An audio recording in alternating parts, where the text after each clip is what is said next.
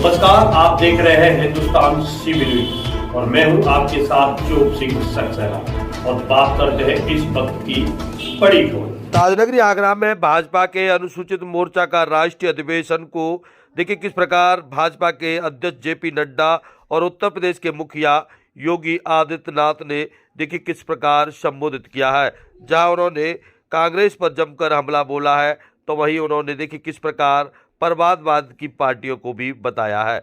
वहीं आपको बता दें, उत्तर प्रदेश के मुखिया योगी आदित्यनाथ ने अपने भाषण में कहा कि ब्रजभूमि जो शिवाजी के पराक्रम से जुड़ा है, नड्डा जी व्यस्तम कार्यक्रम से समय निकाल कर यहाँ आए हैं और चुनाव की प्रतिक्रिया को अंतिम रूप देने के लिए खुद आए हैं। भाजपा की प्राथमिकता समाज के बारे में पार्टी की आत्मीयता को प्रतिष्ठित करता है। पिछले 10 सालों से प्रधानमंत्री के नेतृत्व में एक नए भारत का दर्शन कर रहे हैं, एक ऐसा भारत जो जाति, मजहब और भाषा के आधार पर नहीं बल्कि एक ही मंत्र के आधार पर समाज को मुख्य धारा से जोड़कर ससम्मान जीवन यापन करने के लिए प्रेरित करता है। मंत्र है सबका साथ सबका विकास और 2014 में ये मंत्र दिया था। आज़ादी के बाद भी हमारा समाज दबा था, वंचित था। प्रधानमंत्री ने पंच तीर्थों की घोषणा की। सम्मान का मतलब, संविधान का मतलब संसदीय प्रणाली का होता है।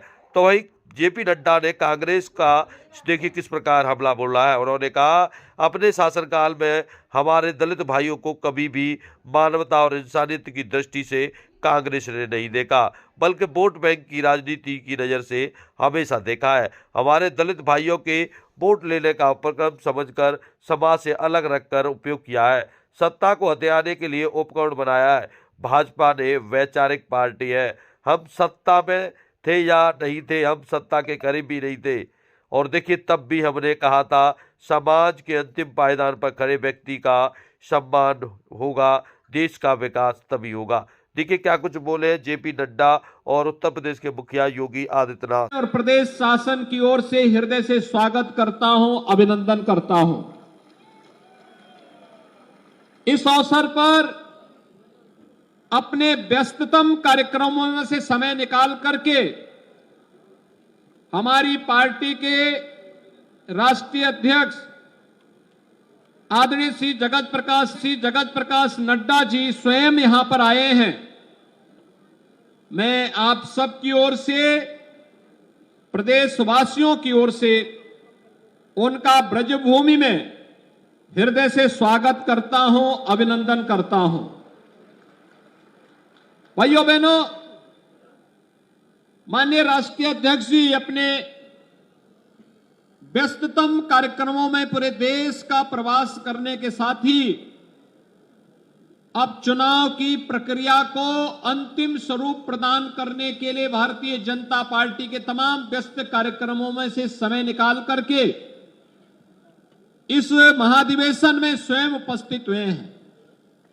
ये भारतीय जनता पार्टी की प्राथमिकता और अनुसूचित जाति मोर्चे के बारे में, इस समाज के बारे में पार्टी और उनकी आत्मीयता को प्रदर्शित करता है। इसके लिए उनका आभार व्यक्त करते हुए मैं हृदय से स्वागत और अभिनंदन करता हूं। भाइयों बहनों, आपने देखा होगा पिछले 10 वर्ष में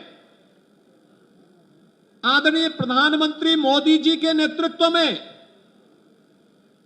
एक हमारे दलित भाइयों को वर्षों से गुमराह करती रही है। उनको सही मायने में मालूम होना चाहिए कि उनकी चिंता करने वाला कोई और नहीं, उनकी चिंता करने वाले अगर हैं तो हमारे यशस्वी प्रधानमंत्री श्री नरेंद्र मोदी जी है, जिन्होंने उनकी सही मायने में चिंता की, सही मायने में चिंता की। और जब मैं उनकी चिंता की दृष्टि से बात करता हूं तो आपको बताना चाहता कि आज केंद्र सरकार में 12 हमारे दलित भाई मंत्री हैं, 12 मंत्री हैं। कभी इतने मंत्री नहीं रहे मंत्रिमंडल में।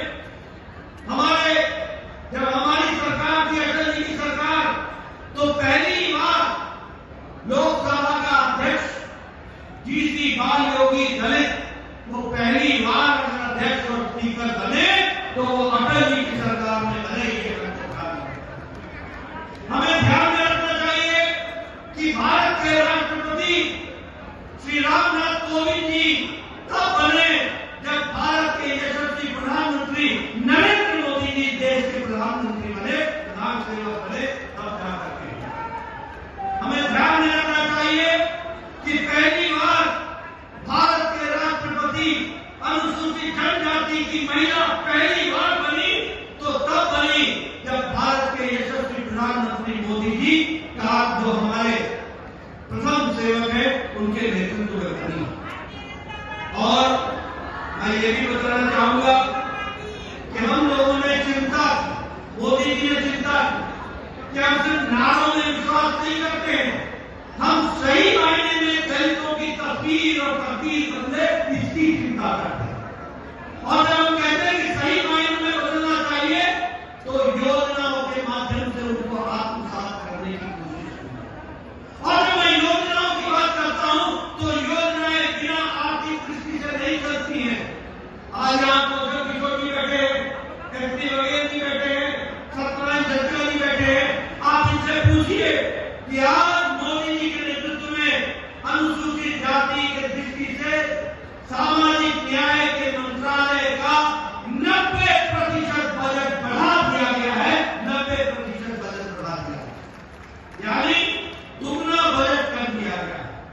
और इतना ही नहीं, अनुसूचित जाति अभ्युदय योजना के तहत 31,000 गांवों को लिया गया है, 31,000 गांवों को, और 31,000 गांव में 35.5 लाख लोगों की चिंता की गई है ताकि उनकी जीवन सुधर सके, ये सब जान सके, ये हम लोगों ने देखा। इसी तरीके से अगर मैं पिछली जाति के दृष्टि से जो स्कीमें चली हैं उन स्कीम्स की अगर मैं चर्चा करूं तो सबसे पहला विषय आता है शिक्षा का। आदरणीय प्रधानमंत्री जी ने मैट्रिकुलेशन से पहले शिक्षा के दृष्टि से वजीफा स्कॉलरशिप देने के काम को बढ़ाया, तो उच्च शिक्षा के लिए भी वजीफा बढ़ाने का काम किया। और इसी तरीके से छात्रों के रहने के लिए भी बाबू जगजीवन राम छात्रावास योजना के तहत लगभग 173 करोड़ रुपए खर्च करके लगभग 16,000 बच्चों के शिक्षा के लिए छात्रावास बनाने का काम किया। तो हमारे प्रधानमंत्री मोदी जी ने करके दिया ताकि बच्चा शिक्षा ले। इसके साथ साथ फ्री कोचिंग का जो एससी स्टूडेंट्स के लिए जिसमें लगभग 20,000 विद्यार्थी प्रति वर्ष उसका लाभ उठा सकते हैं, इस काम को भी आगे बढ़ाया है। और उच्च शिक्षा के लिए भी हम लोगों ने प्रयास किया मोदी जी के नेतृत्व में कि ताकि उसमें भी उनको ज्यादा से ज्यादा सुविधा मिल सके, इसकी चिंता है। आपको जानकर के खुशी होगी कि मुद्रा योजना के लाभ उठाने में हमारे अनुसूचित जाति के भाइयों की संख्या 18% से ज्यादा है। आपको जानकर ये भी खुशी होगी कि योगी जी ने बहुत सी स्कीमें चलाई हैं जिस स्कीमों के तहत लोगों को जोड़ने का काम चला है। और अगर मैं कहूं तो राष्ट्रीय स्तर पर प्रधानमंत्री किसान सम्मान निधि में जहां 12 करोड़ लोगों को किसान सम्मान निधि मिल रही है, वहीं 1.5 करोड़ लोग हमारे किसान अनुसूचित जाति से हैं जिनको किसान सम्मान निधि में जोड़ा गया है और उनको सहायता दी है। आज 25 करोड़ लोग और इसी के साथ जुड़े रहें आप हमारे साथ और देखते रहें हिंदुस्तान CB न्यूज़।